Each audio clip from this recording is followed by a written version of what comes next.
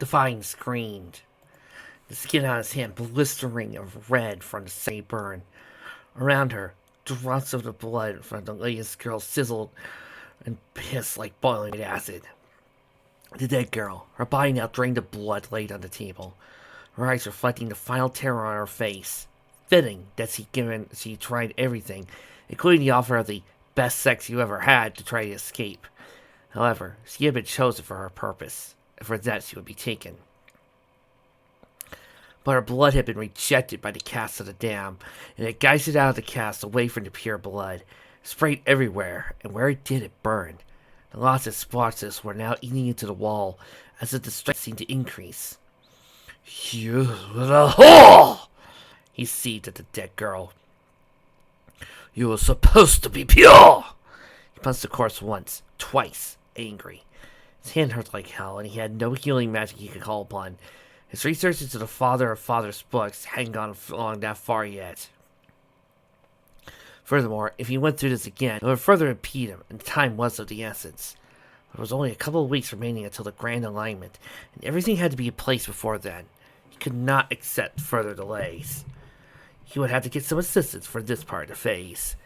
"Hey, Divine, dude, not to rain on your parade or, suggest anything, but, maybe you should have checked beforehand or kept a close eye on some of these girls before you decided to mutilate them."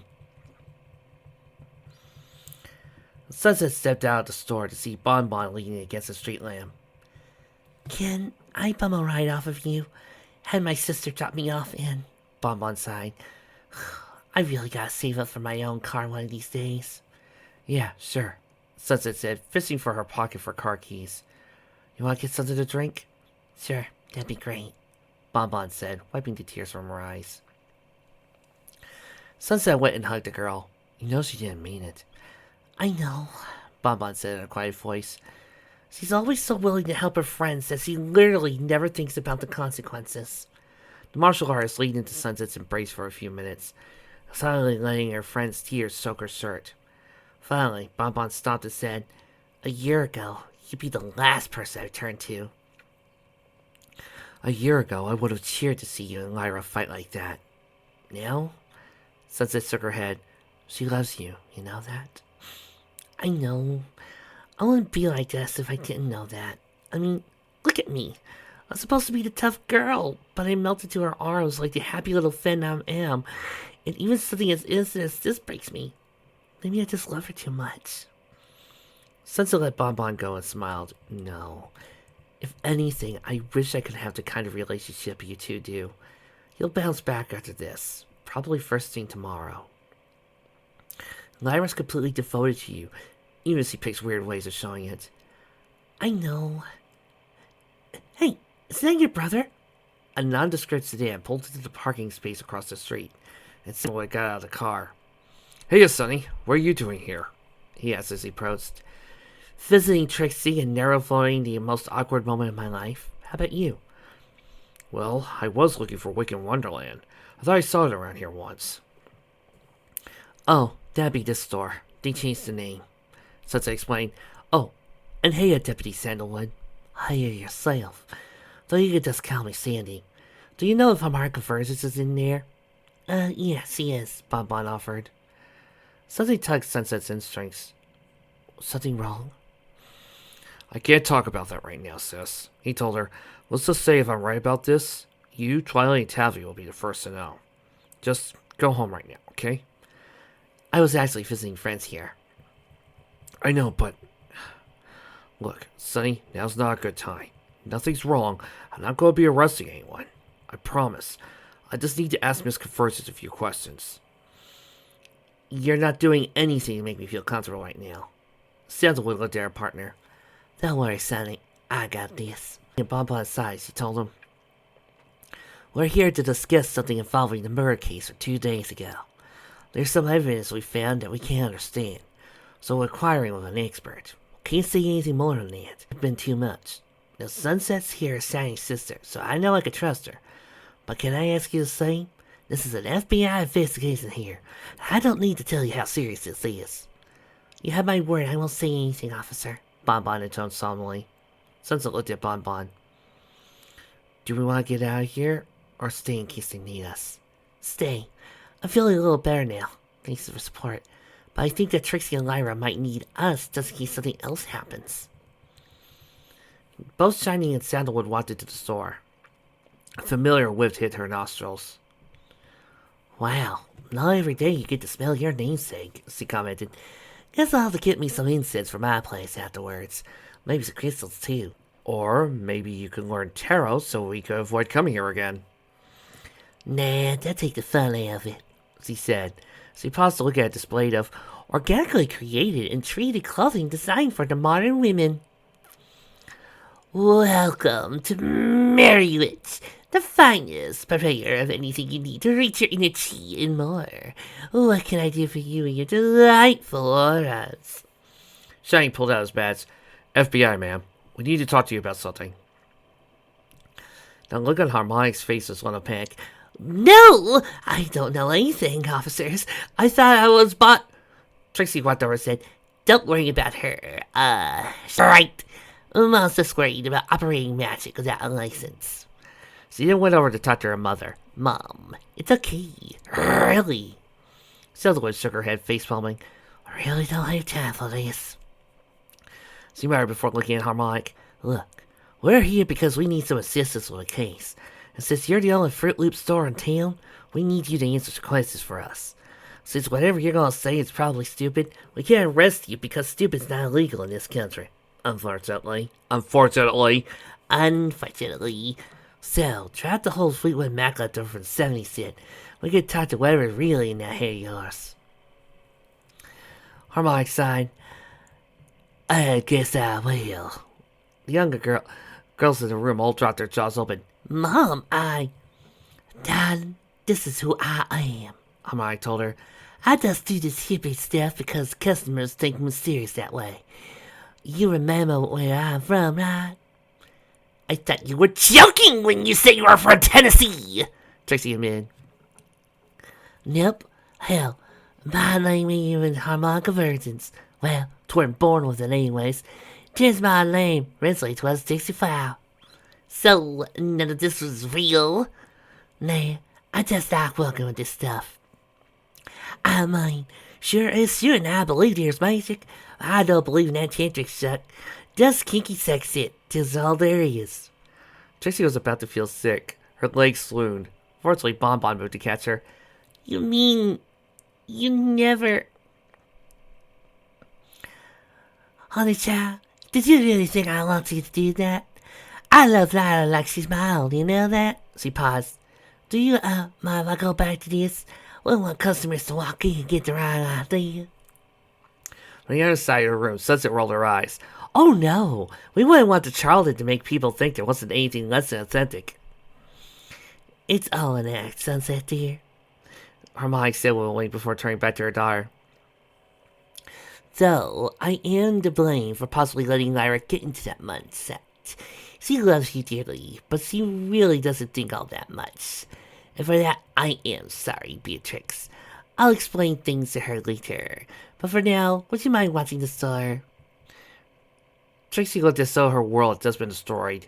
Fortunately, Bonbon said, We'll take care of it, Mrs. C. Don't worry, just don't expect us to do an Isotrin clerk today, okay?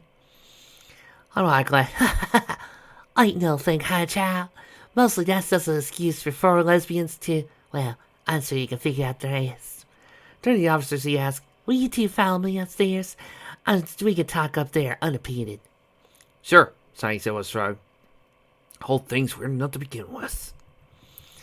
A few minutes later, and they met at her kitchen table, to which both Shiny and Sandalwood were surprised to find a normal house. I like being a normal girl, Harmonic said, laughing at her expressions.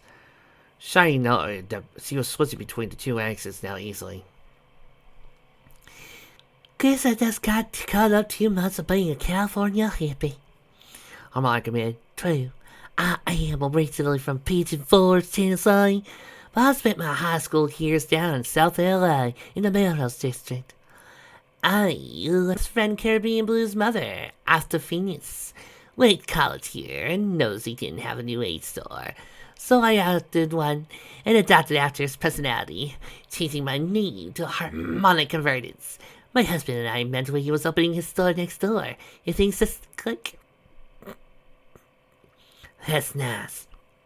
But we're not here for that, Sandalwood said, slipping into bad cop mode.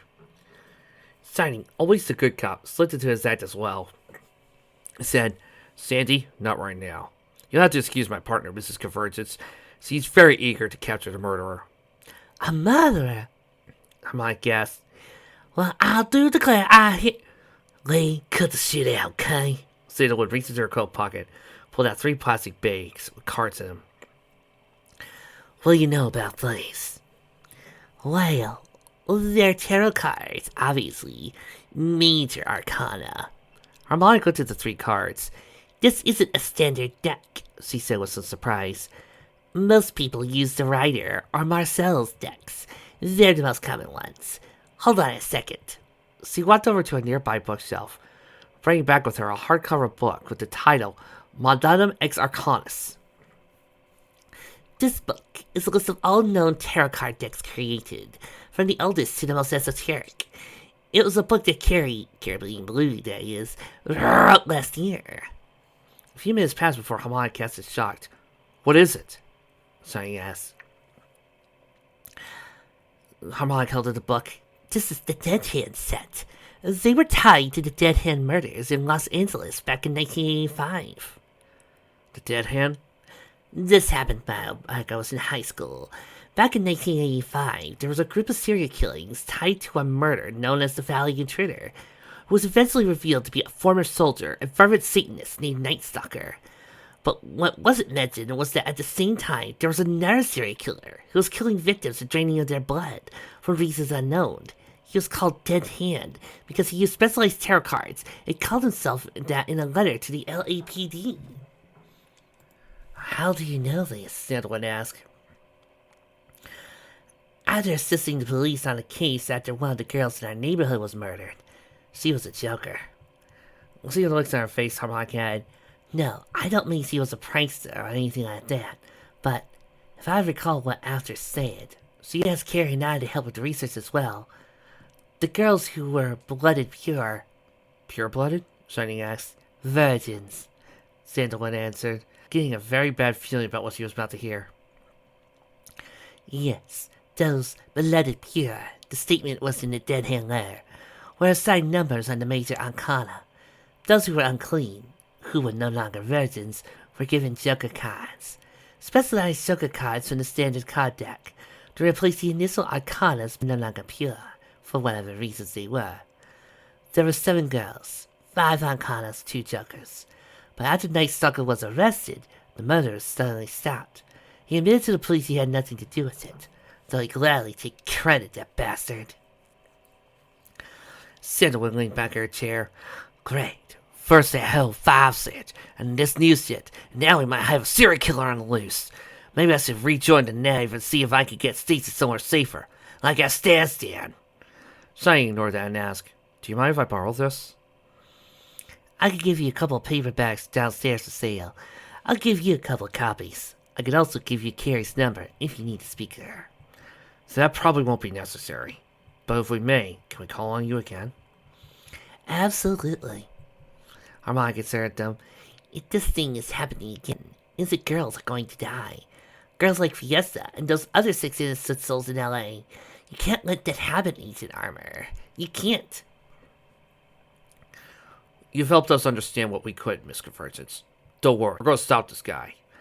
Suddenly, Sandalwood's phone went off. Yes, this is Agent Sandalwood. What? Okay, give us a second. We're on the way. What's going on? Shiny asked. They just found another body, Sandalwood told him in Harmonic. She had a Joker card on her. Meanwhile, back with Lyra. Yeah, I knew, Lyra told him. You knew? Tracy told her. You didn't say anything! Lyra's eyes narrowed. Supposedly my best friend. We're practically sisters, for fuck's sake. You treat me like some space-age hippie for the rest of them. Yeah, sir, I believe in magic, and I'm a pagan, and I don't get the greatest grades at school, but I'm not stupid! I never thought you were, Lyra, Tracy told her. Yes, you did. Hell, so do you! Lyra snarled at Bonbon angrily. And you! Well, can't get too mad at you, given that you were the brunt of the joke, Lyra admitted. But I'm not stupid, okay? I like working here. I like learning from your mom. And if she ever retires, I want to take over the store. Heck, I might even give it a stable name, she said with a wide smile. But, Lyra hugged Trixie. Trixie, you're my best friend, and I love you like a sister. But please, keep in mind that just because I dance to a different tune doesn't mean I don't know when the music changes. And, Bonnie, I'm hurt that you believe I'd go that far. I would never cheat on you. Yeah, I went upstairs and shaved, but that was because, well... Can we talk about this later? Bonbon asked, blushing furiously. Sure. Sonny, I guess I'm the one that owes you an apology. I didn't know if Mrs. C was serious. I sure wasn't. But I wanted to play a practical joke, and I let it get out of hand. I would never try anything with anyone. Not my sister, she said, shifting to have one arm around Trixie. Not my girlfriend. She pointed the other arm around Bonbon. Certainly not my other friends. I'm not that kind of girl. You have no idea how relieved I'm here you say that, says it says, Sandalwood and Shiny rush downstairs, with Harmonic close behind him. We gotta go, but just give Sunset the books, and I'll get them from her later tonight, Shiny told Harmonic. Thanks again. With that, both officers raced out of the building. A few seconds later, the wail of a siren went off as tire screeched and engine roared. What's going on? Bonbon asked. Girls, I'm gonna have to ask you to go home for the day, Harmonic told Bonbon and Sunset. Lyra, please get me 2 copies of the Mondrian Ex Arcanis. Sure thing, the Celeste girl replied, heading to the far side of the store. Mom, what's going on? Trixie inquired. Trixie, sweetie, listen to me. When I tell you that nothing is wrong yet. Hearing that from her mother made her worry all the much more. Harmonic never once called her daughter by her nickname. Just believe me when I say I hope I'm wrong about all this. Mom, you got me a little worried right now. Not as worried as I am, dear. Harmonic went behind the counter and opened up the jewelry case, pulling out 3 leather cords with what looked like a tangle of rubies encased by a silver saying. The moment Lyra arrived with the books, Harmonic placed them in a bag as well, as pendants, and handed them to Sunset. Agent Armor will be picking these up from you. I'm giving you the Heart of the Sirens, 3 of the most expensive crystals I have in my collection. They're said to be hearts of mermaids originally, and while I don't believe that, I can sense magic in them. They're meant to keep those agents in the third safe. I wish I could give more, but all I have is 3. Mom, what's going on? Trixie asked, now seriously worried. Her mother just gave Sunset 3 pendants that were close to $5,000 each. Harmonic hugged her daughter. Bonbon, Sunset, go home. And please, be safe. Beatrix, Lyra, let's close the shop. Go upstairs, and I'll tell you. Lyra, call your parents and let them know you'll be staying tonight. Now please, girls, do as I say. Please. Sunny and Sandalwood slammed on the brakes a few moments later, coming to a stop at a gated community at Darkside, an upper-middle-class community at the extreme northern end of Equestria County. Coming in with a fleet of various people who lived in the neighborhood, crowding around the house, and several members of the ECSD pushing them away. They were escorted by Diamond Dazzle, the senior ECSD deputy on the scene. Oh, hey Sandy.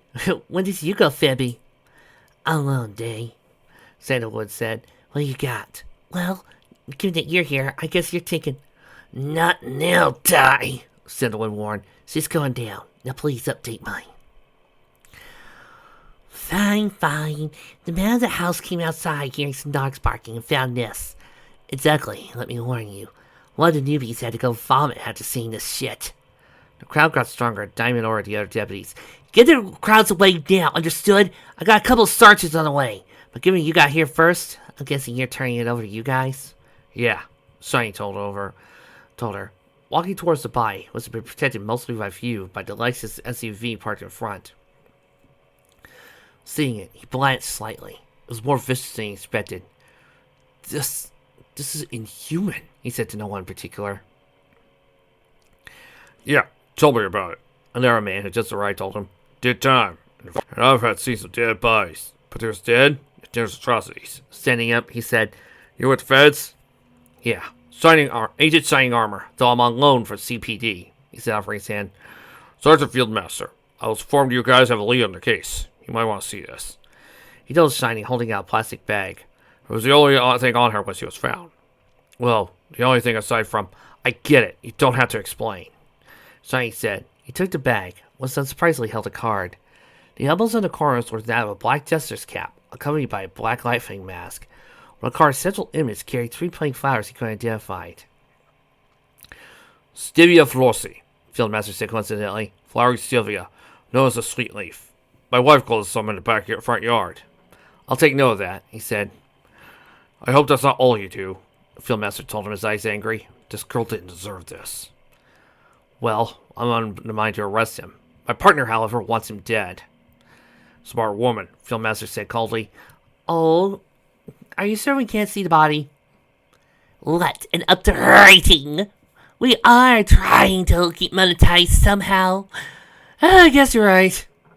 A few minutes later, Hardline arrived, and behind her was Shining Badge. Sorry we're late. Had to pick the boss up at the airport when shit went down. Badge went down and looked up the tarp, looking at the body. He set it down, his hands shaking. Never in my life have I seen anything like this, folks.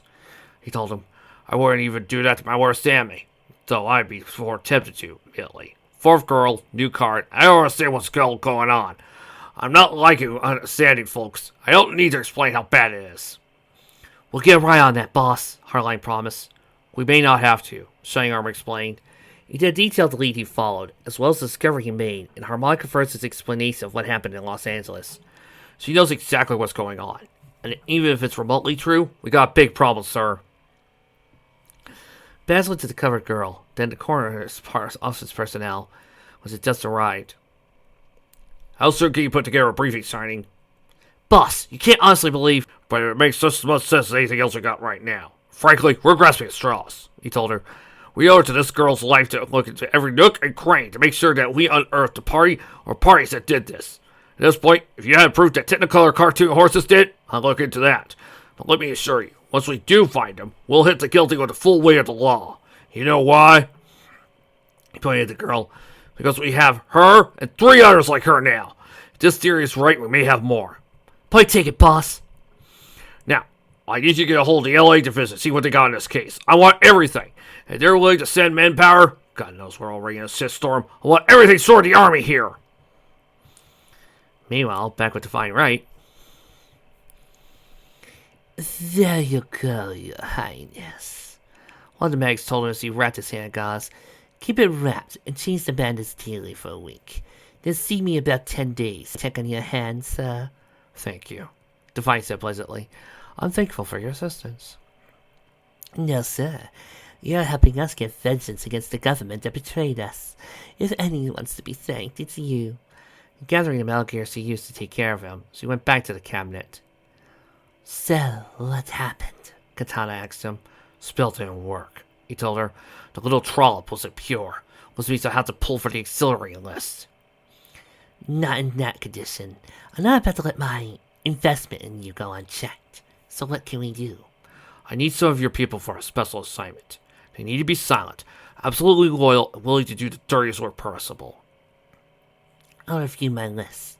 We keep 2 teams, one junior, trained for the absolute black operations. The kind that involve killing little girls? He asked her. The kind that involve murdering babies if need be, she admitted. It's part of the duties we were given, and what they're trained for.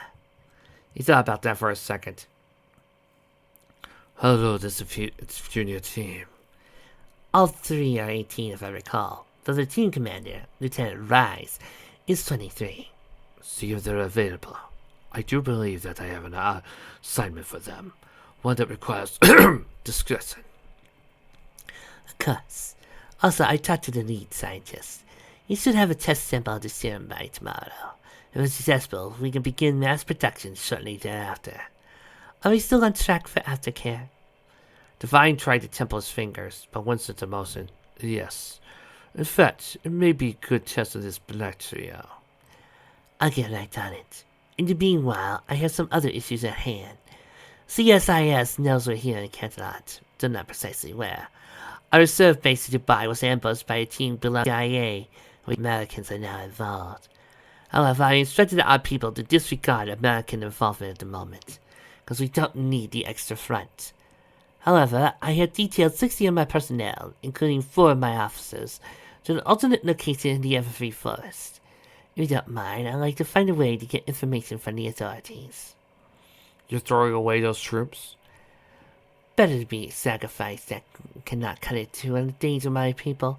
Still, 240 personnel are more than enough to take down CSIS headquarters. With the backing of the Serum, there'll be more lethal than 1,000. Brutal and devious. I like it. Oh, you'll see more, I'm sure, she told him. Let me go speak to the team. You're in the main conference room in an hour. She kissed him on the cheek, while the girl's wink walked out to sick bay. Mom? Dad? I'm glad you could be out here for this, because I want you all to hear this. Sonny said, Celestia, Luna, thanks for taking time out of your schedule as well. You said it was important, son. I replied, given your occupation, I'm going to listen to you when you say something's important and call a family meeting. Plus, if it was important enough for Cadence to call us and ask for our presence, was all too glad to do so, Celestia replied. Well, I wish there was a more positive reason for this meeting, Cadence said, but my office is already aware what's going on. They were all sitting in the dining room, several pizza boxes in front of them now emptied. Psyche had been asked to go out to his room, and while he argued about it, he eventually did, leaving the teens and adults in the room to hear what Shiny had to say. I guess I could be outright about it. We may have a serial killer on the loose in Carolina area, one that's been targeting girls between the ages of 13 to 17. I don't doubt you've heard of the murder of the mayor's daughter and her husband the other day. Well, in the past 2 days, we had 3 more victims. We think it's about to get worse. Velvet gasped, and Knight put his arm around her. Twilight unconsciously took a hold of Sunset and Octavia's hands. Both Shiny and Cadence kept even, professional faces, as they were used to this sort of thing. The vice mayor, the chief of police, sheriff, and special agent in charge of the local FBI station are talking to my boss as we speak. Cadence added, Tomorrow, they're going to hold a press conference to announce what they found so far. Who were the other girls? Luna asked. Cadence, in response, turned on her phone. In addition to Lisa Dulotz, Celestia gasped. When everyone looked at her, she said, she was supposed to be one of our incoming freshmen this fall. The look on the woman's face looked and shocked. Velvet was in sympathy for her friend. I'm sorry to hear that, Auntie.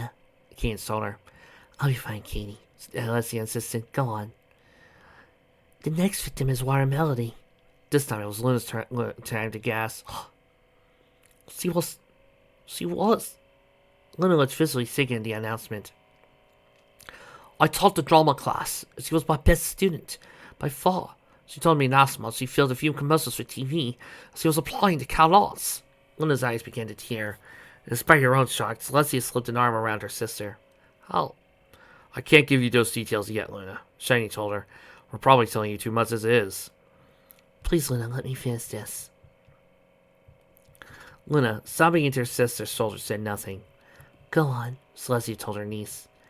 Nodding wordlessly, Cadence continued. Indigo Zap, age 17, adjusted A, sweet leaf. Octavia looked at Twilight.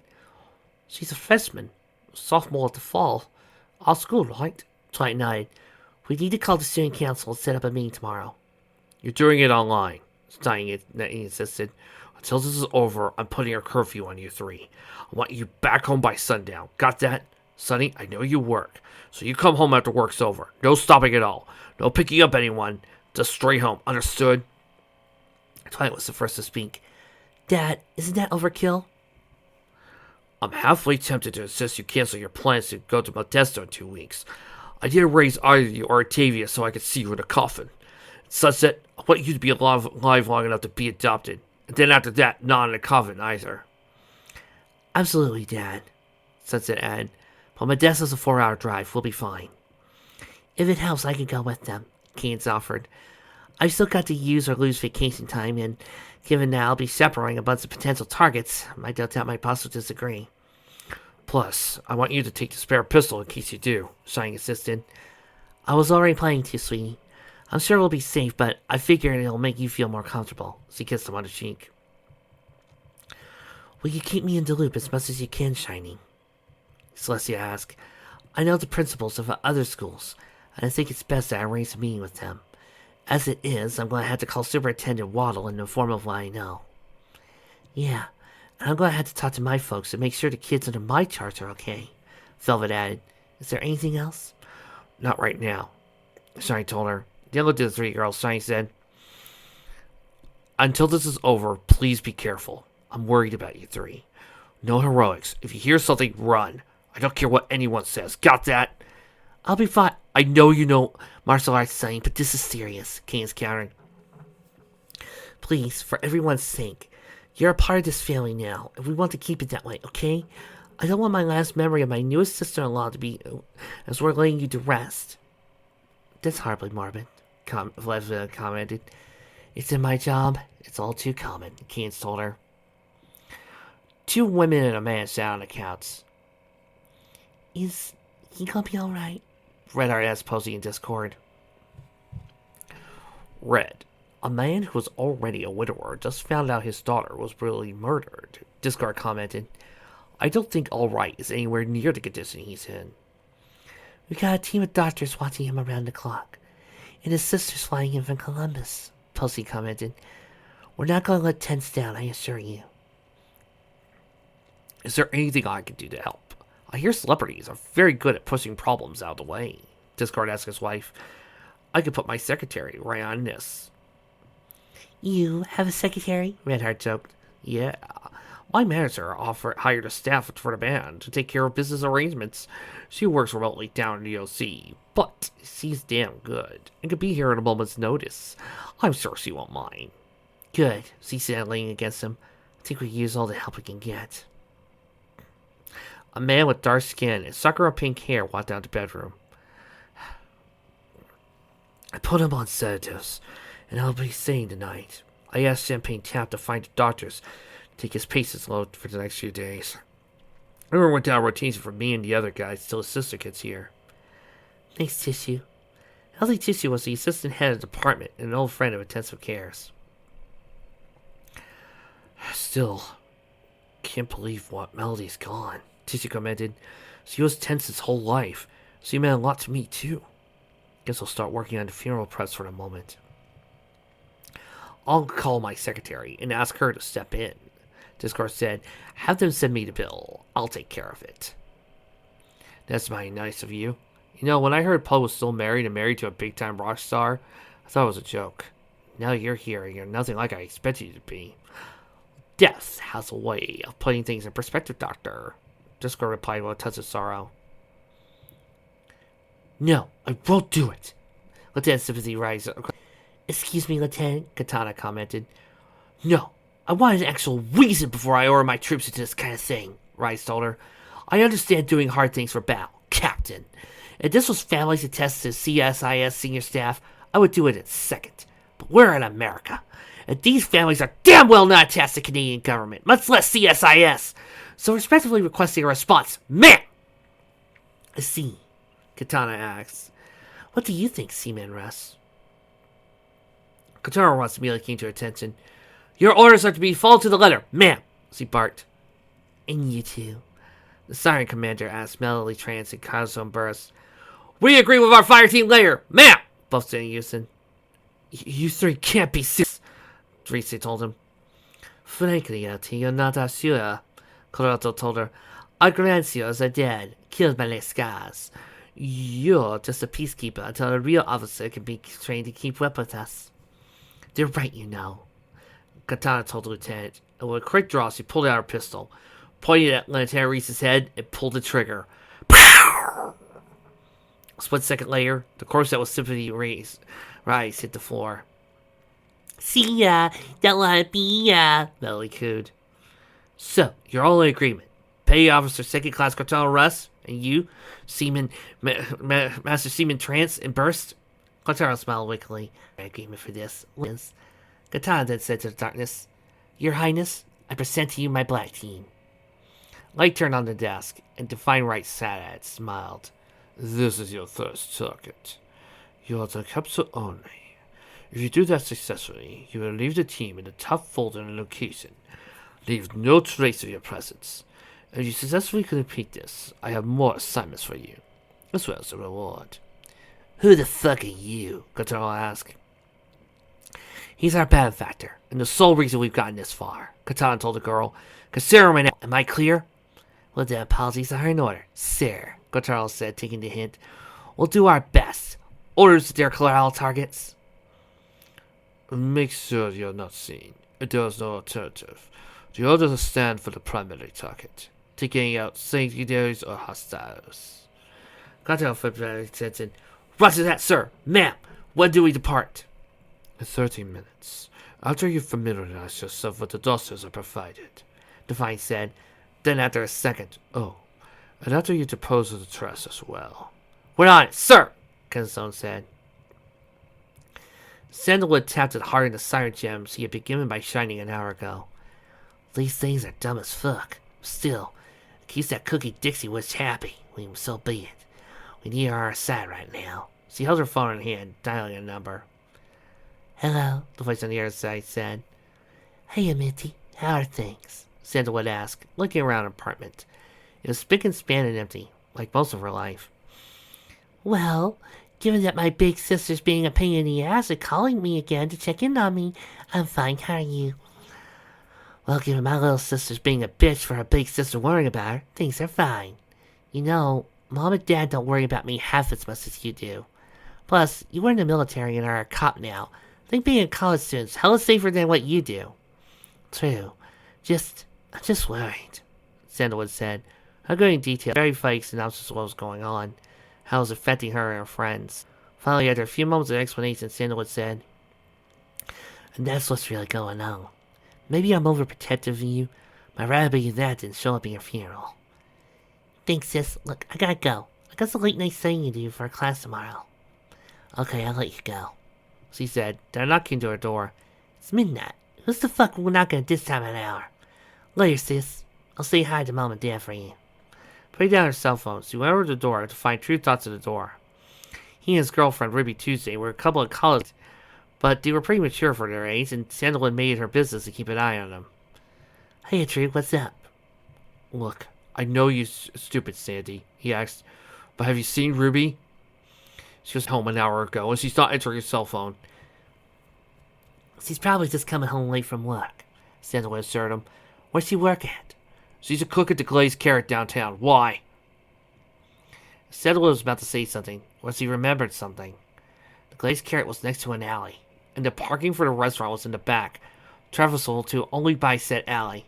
She then looked into the sky and saw the waxing moon, barely just a silver in the sky after new moon a few days ago.